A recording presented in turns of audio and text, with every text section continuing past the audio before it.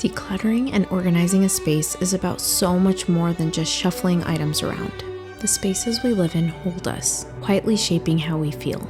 Surrounding objects call out for attention, and the more I've tuned into this, I've realized I feel most at ease in an uncluttered, neutral environment where only things I've curated with care have room to shine. While this decluttering project started as a focus on simplifying my environment, it turned into a reflection on the effects of clutter, how we cultivate our environments based on our needs, and being selective with my time and energy. To start all of this off, I did a round of trash bag therapy. This is where you walk around with a recycling and trash bag and get rid of anything that obviously needs to go. This was the best way to start everything off because I got multiple quick wins without having to make any keep or go decisions. Part of this effort was breaking down and recycling boxes that I had kept around just in case of returns or for storing spare parts. It was so great having these gone and getting the space back. So in terms of why I'm doing this now, I'm currently pregnant and I know I'm going to have an influx of baby essentials coming in soon. So I want to let go of what no longer serves me and make space in my changing life. There were two areas in my house that I knew would take the most effort to tackle. The first was clothing in the bedroom. My general decluttering and organizing plan is not based on any one system. I'm pulling wisdom and tidbits from a combination of methods. Most importantly, I just wanted to jump in and get started.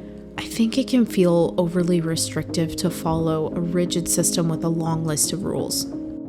There's some internal resistance in starting a project like this, but once I get started, I realize how deeply satisfying it is to have piles of items finally gone and to see a cluttered corner transform into an open space. It's like the room itself can finally breathe again, and so can I. So in terms of my clothes, I actually have a minimal wardrobe and I rarely buy new clothes. However, in the past 10 years, I've only done one quick round of clothing decluttering, so items have built up. This includes free t-shirts I've received at events over the years, gifts that never really fit me, old worn-out clothes that are beyond repair, and a box filled with winter clothes that I don't really need in the warm climate I live in now. My philosophy was declutter first and organize second. The main focus was just identifying all items that needed to go, and I wanted to be intentional about where these items end up by donating or recycling as much as possible.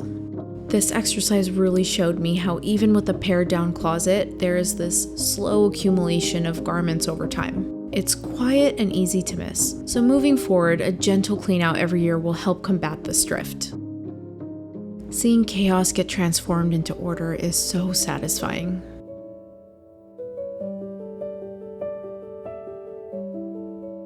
The second big area to tackle is the office.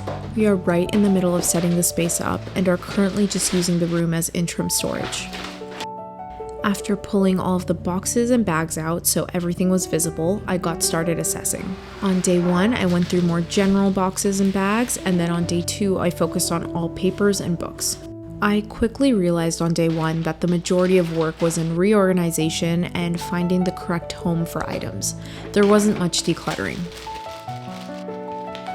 As I was sorting through the office, I was thinking about this theory I've heard, that the environments we cultivate are an opposite response to the times, so we crave what we feel is missing.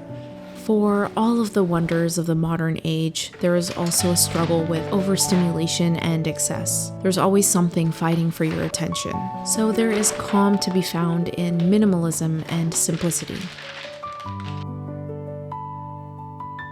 After the office, I wanted to tackle some faster areas for decluttering, so I started in the kitchen and got rid of all old plastic utensils.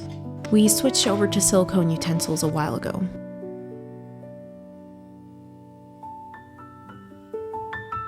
In my previous video, I tidied up this corner by the kitchen, which was filled with miscellaneous items.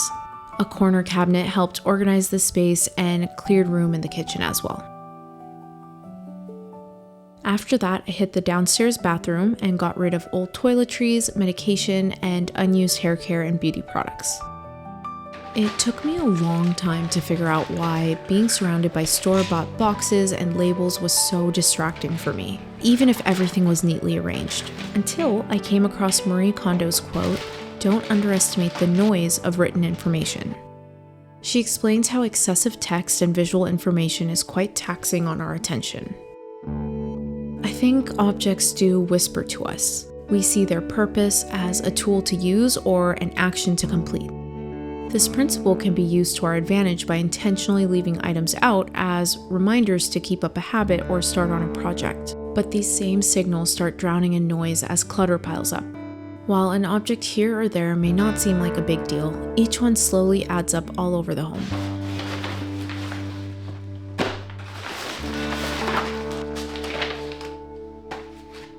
Decluttering feels less like an end in itself and more like a doorway to some bigger questions for me. What is truly essential, not only amongst the objects I keep, but also with how I spend my time and energy? This requires acknowledging limits. My time and energy are not endless. The true work, then, is having the courage to let go. Paring down from too many projects, directions, and half-formed ideas. Clearing enough space so the things that matter most aren't buried, but instead remain visible and alive in my daily life. Tolstoy wrote, "Truth, like gold, is to be obtained not by its growth, but by washing away from it all that is not gold." Perhaps our environments are the same. If we strip away the disorder and all the unnecessary noise, what remains?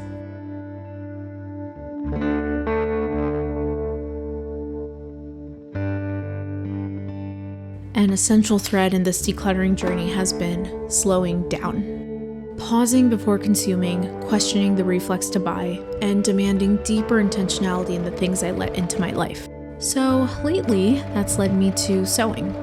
My whole life, I've struggled to find clothes that truly fit, so I thought this could be a useful skill to learn over the next few years. Instead of buying maternity clothes that would only live in my closet for a few months, I decided to make my own dress tailored to my measurements. I used 100% cotton fabric, and somewhere in the middle of cutting and pinning, I caught a glimpse of how slowing down and creating something with intention can replace consuming without thought. This dress actually ended up being really comfortable through the end of pregnancy and even into my postpartum days, which was more than I'd initially hoped. The last spot in the house I tackled was the master bathroom. This area went pretty fast.